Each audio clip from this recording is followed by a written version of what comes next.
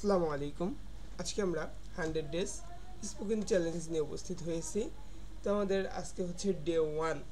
তো আমরা আমাদের টপিকগুলোকে খুবই ছোট ছোট করে স্টেপ বাই স্টেপ আমরা সাজিয়ে ডে 100 পর্যন্ত কন্টিনিউ করব। ওকে, তো এর মধ্যে আমাদের ফার্স্ট যে কয়েকটা ডে থাকবে, তো সেই ডেগুলোর মধ্যে আমাদের ক্লাস টপিক থাকবে যে প্রথমে আমরা কিছু ওয়ার্ড প্র্যাকটিস করব, তারপরে কিছু রাইট ফ্রম ভার্ব প্র্যাকটিস করব, তারপর আমরা প্র্যাকটিস করব কিছু স্ট্রাকচার, এরপর আমাদের প্র্যাকটিসের দু একটা পার্ট থাকবে। তো কন্টিনিউ করা যাক। তো আমি আপনাদের সাথে আছি ইসমাইল হোসেন স্বপন। তো আমি নিজেও স্পোকেন শিখব। তো আপনাদের এর পাশাপাশি আমি নিজেও একটু শিখে নেব। ওকে, তো ফার্স্টে আমরা দেখতেছি ওয়ার্ড পার্ট।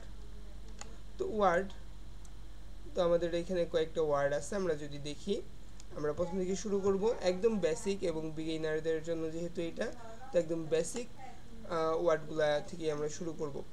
তো প্রথমে আছে অ্যাবাউট। অ্যাবাউট অর্থ হচ্ছে সম্বন্ধে। তারপর অ্যাবভ। অ্যাবভ অর্থ হচ্ছে উপরে। আফটার। আফটার অর্থ হচ্ছে পরে।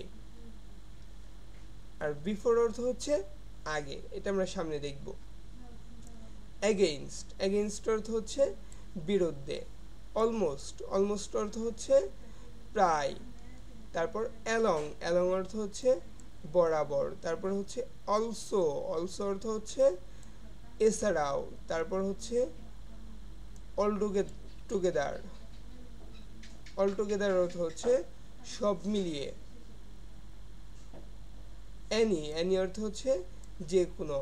অ্যানিওয়ান অর্থ হচ্ছে যে কেউ। অ্যারাউন্ড। তো এরপর আমাদের কাছে আসছে অ্যারাউন্ড। অ্যারাউন্ড অর্থ হচ্ছে কাছাকাছি বা আশেপাশে। কাছাকাছি বা আশেপাশে। অ্যাজ অর্থ হচ্ছে মতো। অ্যাজ অর্থ মতো। অ্যাট অর্থ তে। অ্যাট অর্থ তে। তারপর অটোমেটিক। অটোমেটিক অর্থ হচ্ছে স্বয়ংক্রিয়ভাবে। বি অর্থ হওয়া। বিকাম অর্থ কারণ বা যেহেতু। বিফোর অর্থ আগে। বিহাইন্ড অর্থ পেছনে। ভ্যালু অর্থ নিচে। বিসাইড অর্থ পাশে। বিসাইডস। ওকে, এখানে একটা জিনিস খেয়াল করব, বিসাইড অর্থ হচ্ছে পাশে, আর বিসাইডস অর্থ এছাড়া বা ছাড়া। বিটুইন অর্থ মাঝে। বোথ অর্থ উভয় বা দুই। বাট অর্থ কিন্তু। বাই অর্থ দ্বারা। তো আমরা যেসব ওয়ার্ডগুলো প্র্যাকটিস করলাম, এইগুলো আমরা এইখান থেকে ইংলিশ বেঙ্গলি এই ওয়েবসাইট থেকে আমরা দেখতে পারবো। ওকে, এরপর আমাদের কাছে আসছে ভার্ব ফর্মস। তো এখান থেকে আমরা কয়েকটা প্র্যাকটিস করব। তার মধ্যে প্রথমে হচ্ছে অ্যাড। অ্যাড অর্থ অ্যাড। অ্যাড অর্থ যোগ করা। Add, added, added. তারপর আমরা দেখব বিকাম। বিকাম অর্থ হওয়া। তো বিকেম, বিকাম। তারপর বেগ। বেগ অর্থ ভিক্ষা করা। বেগ, বেগড, বেগড। বেগিন। বেগিন অর্থ আরম্ভ করা, যেমন আমরা বলি যে বিগিনার। তো বিগিন। বিজ্ঞান, বিজ্ঞান। তারপর দেখা, এটা আমরা আপাতত স্টপ করি। বিহোল্ড। বেন্ড নেওয়া, এটা আপাতত আমরা স্টপ করি, এটা পরে দেখব। তারপরে রক্তক্ষরণ, এটা আমরা পরে দেখব। ব্লো অর্থ প্রভাবিত হওয়া, এটাও পরে দেখব। খুব একটা বয়েল, সিদ্ধ করা। বয়েল, বয়েলড, বয়েলড, এগুলো খুব একটা আমরা ইউজ করি না, খুবই কম ইউজ করি। তো এখানে আছে বাই। বাই, বাই অর্থ কেনা। বাই বট, বট। ওকে, এরপরে যদি আমরা আসি আমাদের এইখানে সম্ভবত একটাই ছিল, রাইট ফ্রম অফ ভার্ব একটা পার্টি ছিল।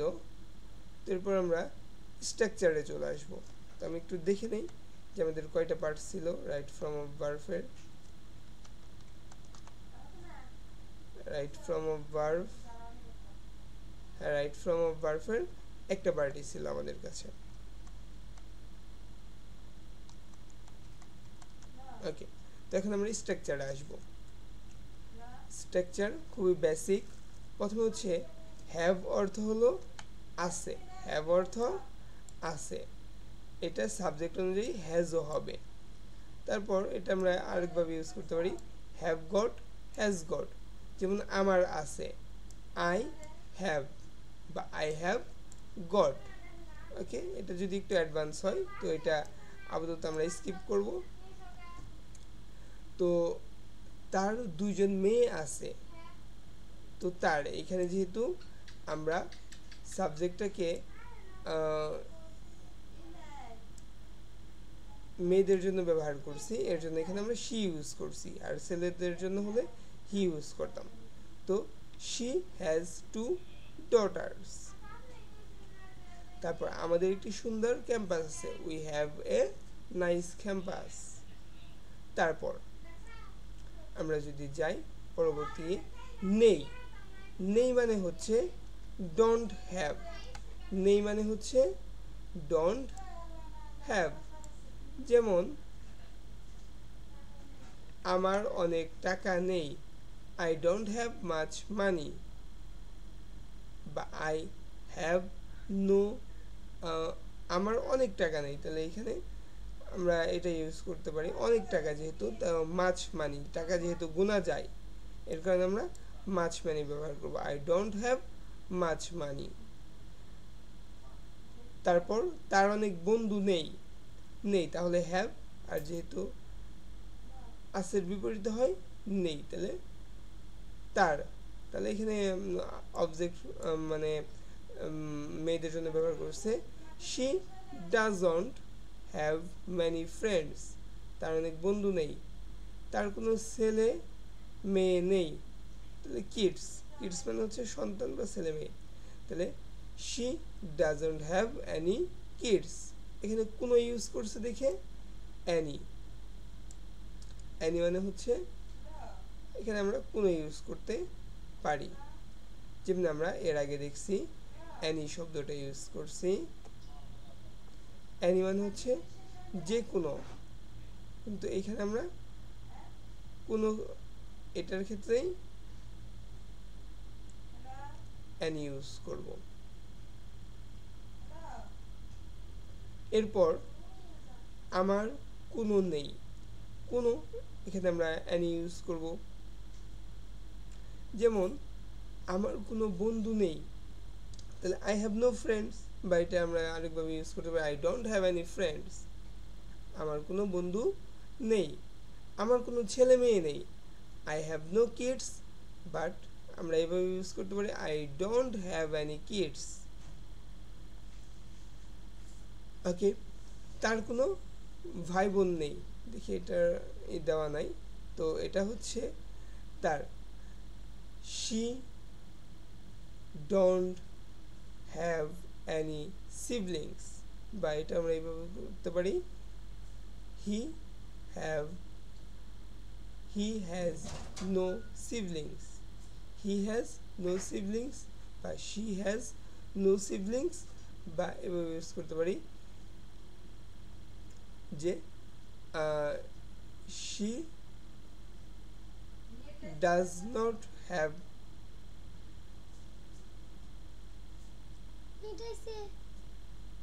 no siblings. ওকে, তো আমাদের ফার্স্ট ডে আজকে এই পর্যন্তই কমপ্লিট। তো আমরা সেকেন্ড ডে বাকিগুলা কমপ্লিট করব, এবং আমাদের এরপর থেকে স্লাইডটাও বড় হবে এবং ডে আস্তে আস্তে বাড়তে থাকবে। ওকে, তো ধন্যবাদ সবাইকে আমাদের এই 100 ডেজ স্পোকেন চ্যালেঞ্জে যুক্ত হওয়ার জন্য। তো সবার সাথে আবার দেখা হবে ইনশাল্লাহ। আজকের মতো এই পর্যন্ত, আল্লাহ হাফেজ।